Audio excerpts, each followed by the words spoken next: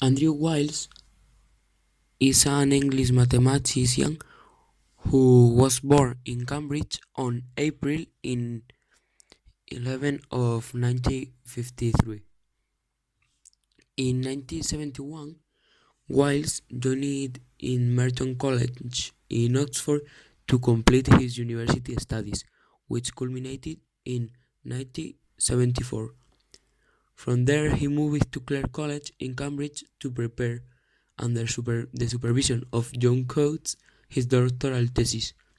In 1980, he got his doctorate. After 3 years as an assistant professor of Benjamin Pierce at Harvard University in United States. After a while, the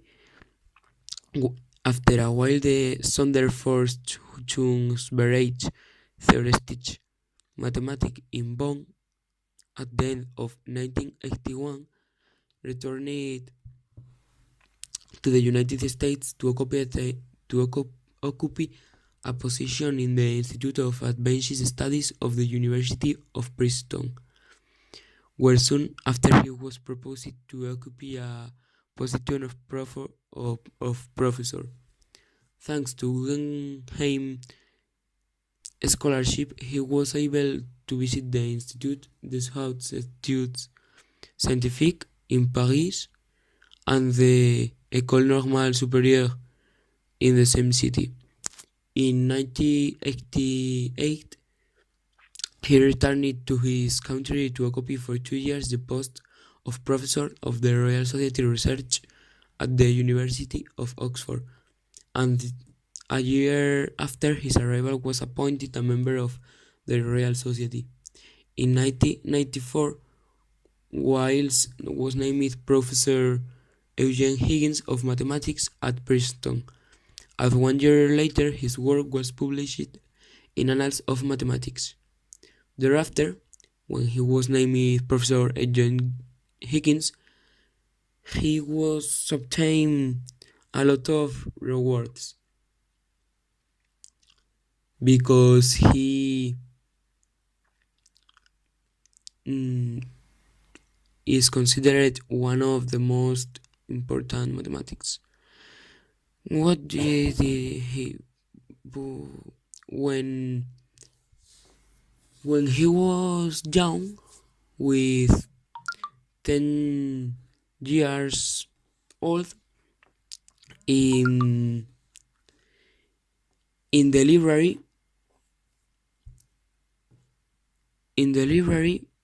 found a math book that dealt with the history of that problem, and with only 10 years he could understand it. From that moment he tried to solve it because for his age it was a great challenge.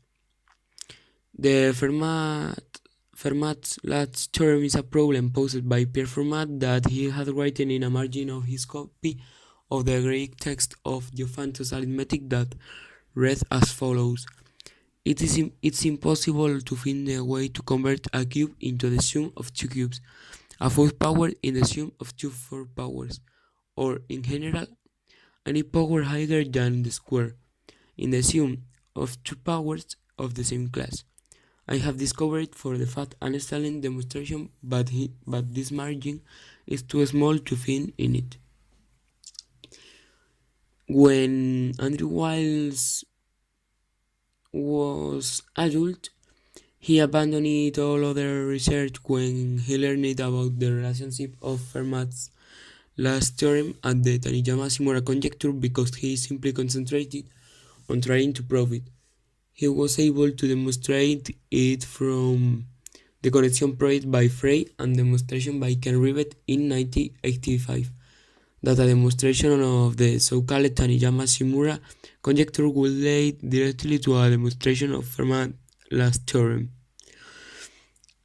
When demonstrating the Taniyama-Shimura conjecture, it was supposed to be a very important challenge, since it was part of one of the points of the so-called Lagrange program, which had the objective of unifying areas of mathematics that supposedly have no relation to each other. After the rivet demonstration, Wiles spent the next 8 years in complete isolation working on the problem. Being an unusual way of working in mathematics science, it is normal for mathematicians from around the world to share and communicate their ideas frequently so that raised doubts and suspicions about it. He was publishing articles periodically, as was the new mathematician of any university in the world. He achieved great success in proving that all the semi-stable elliptic curves definitions of the field of rational numbers are modular, since he made use of the deep arithmetic properties of hex algebras. By the theory of representations of Galois, Mazur and recent result of Serre conjecture about the modularity of Galois representations. However, this is less than the Sumir-Tenjama conjecture because this result implies that an elliptic curve obtained from Fermat's generality equation is modular, and from that the Fermat's last theorem is proved.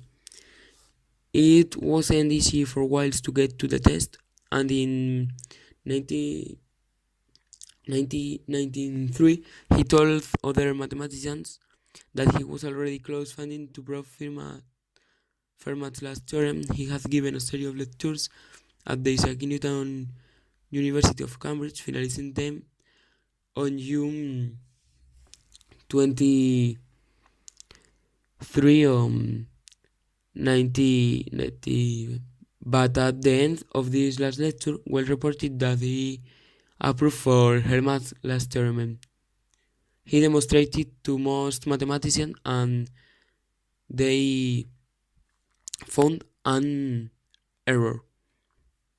But 2 years more later, Andrew Wiles found the solution, and the Fermat's last theorem was resolved.